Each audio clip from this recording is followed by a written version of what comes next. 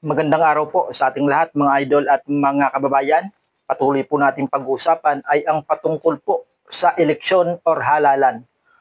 So kahit na malayo pa po 2028 pa, yun pong presidential election, ngayon pa lamang po ay nagbabakbakan na mga idol at mga kababayan, yung mga magkakabilang panig. At pinagtutulungan po itong ating Vice President na si Inday Sara Duterte sapagkat ito po yung ating pong Vice President ngayon ang pinakamatunog na kakandidato sa pagka-pangulo sa 2028 presidential election. Kaya pilit po nilang ibinabagsak, nilulumpo po nila para hindi po makatakbo sa 2028 mga kababayan. Pero sa kabila po ng kanilang ginawa na inimpeach na nila, ginawa ng kwento mga kababayan, yung ating Vice President, patuloy pa rin nangunguna sa mga survey.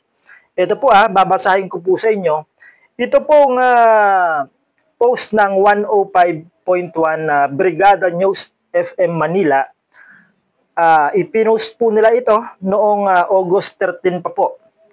So alang-alang po sa kaalaman po ng atin pong mga kababayan ay babasahin ko po sa inyo. Nangunguna pa rin si Vice President Sara Duterte para sa napipisil ng mga Pilipino sa pagkapangulo sa 2028. Sa pre-election preference survey ng WR Numero, tinanong ang publiko kung sino ang kanilang iboboto sakaling ngayon isagawa yung pong 2028 elections. So, base po sa ginawang survey ng WR Numero, ito po yung naging resulta mga kababayan yung nakuha pong porsyento nitong si Vice President Sara Duterte ay 31.4%. At yung kanyang sinusundan, yung pangalawa po, yun pong naging Vice President din. Si former Vice President Leni Robredo na nakakuha po ng 13.3%. At yung pangatlo, mga kababayan, ito pong si Senator Rapi Tulfo na nakakuha po ng 10.3%. At ang katunayan po ay makikita niyo po sa screen At yung pang-apat po, si Senator Christopher Bongo na nakakuha po ng 6.5%.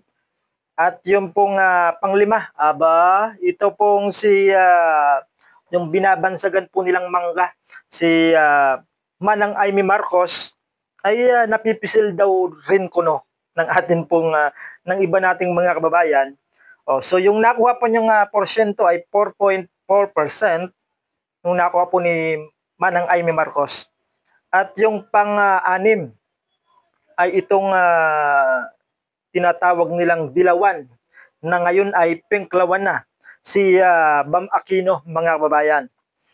At yung pang-pito, si Grace po, yung anak po ni FPJ. Ang nakuha pa lang porsyento nitong si Bam Aquino ay 3.1% at si Grace po ay 2.1%. At yung pangwalo, ito pong si Senator Robin Padilla, na isa rin po sa mga napipisil ng atin pong mga kababayan sakaling ngayong ang eleksyon. So, 2.0 po yung nakuhang porsyento nitong si Binoy Robin Padilla. At ang pangsyam ay ito yung pambato po ito ni Trillanes, ni former Senator Antonio Trillanes, sapagkat ipinahayag niya po nung nakaraan na yung kanyang napipisil na pambato niya bilang Pangulo sa 2028 presidential election ay ito pong si Senator Reza Hontiveros mga kababayan. Ito po yung pambato ni Trillanes. hindi po si BP Lini. Sapagkat si BP Lini daw po ay parang medyo kumakampi o medyo may ugnayan itong BP Lini at itong Sara Duterte. Kaya no choice kundi itong Hontiveros, yun pong napupusuan at napipisil po ni Trillanes nakakandidato sa 2028 presidential election. At baka magano siya, baka siya yung mag-vice president. Baka kumandidato din ng vice president. Itong si Trillanes hindi natin alam sapagkat medyo malayo pa naman. Yun pong 2028 presidential election. So yung nakuha po ni Risa Hontiveros ay 1.4% mga bayan. At ang pang-10 ay ito hong taga Sorsogon, si Manoy Chis Escudero. At yung kanyang nakuhang porsyento mga kababayan ay 1.3% mga kababayan. So kung kayo po ang tatanungin, sino po ang napupusuan po ninyo sakaling tumakbo, kumandidato sa presidential election mga kababayan, sino ba ang napupusuan po ninyo na gusto nyo maging presidente sa 2028 mga kababayan? At alam nyo ba mga kababayan, dahil po dito sa survey ng WR Numero ay nag-react nag-react po at nagkomento po itong tagapagsalita ng palasyo na si Madam Attorney Claire Castro. Ito po August 14 po. Ito ipinost ng Bulgar. Ito po. Ang sabi po niya, saka na natin pag-usapan ang 2028 election. Ito ang naging komento ni Palace Press Officer Undersecretary Attorney Claire Castro sa bagong resulta ng 2028 presidential election, presidential survey mula sa WR Numero, kung saan nanguna nga po si Vice President Sara Duterte habang wala namang nakapasok sa nakaalyado ni Pangulong Ferdinand Bongbong Marcos Jr. Git ni Castro, ito ipinapakita lang ng aniya nito na nakapokus ang Pangulo sa pagtatrabaho at hindi sa pamumulitika. Talaga ba, Madam Claire Castro? Ito pa, dagdag pa niya, ang eleksyon 2028 pa yan. Saka na natin pag-usapan. Pagtuunan muna natin. Pagtuunan po natin at pinagtutuunan ng Pangulo ang pagtatrabaho para sa taong bayan, dagdag pa nito. So talaga ba, Madam Claire Castro?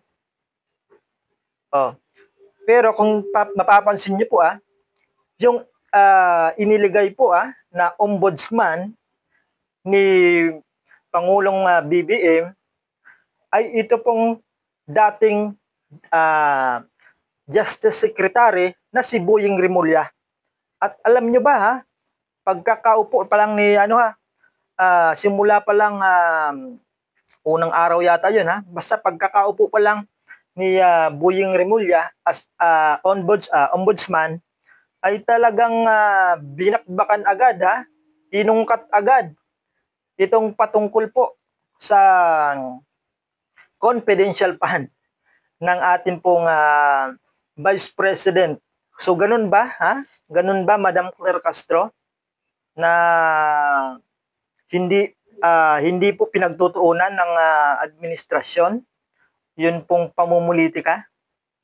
Napakalinaw naman So kayo po mga kababayan sino po ang inyong napupusuan na gusto nyo na maging susunod na presidente ng Republika ng Pilipinas sa 2028. So mag-comment lang po kayo sa baba at babasahin po natin yan sa susunod po nating upload.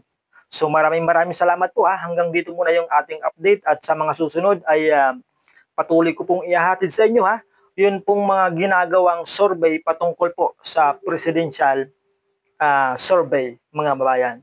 So maraming salamat po at God bless po sa ating lahat.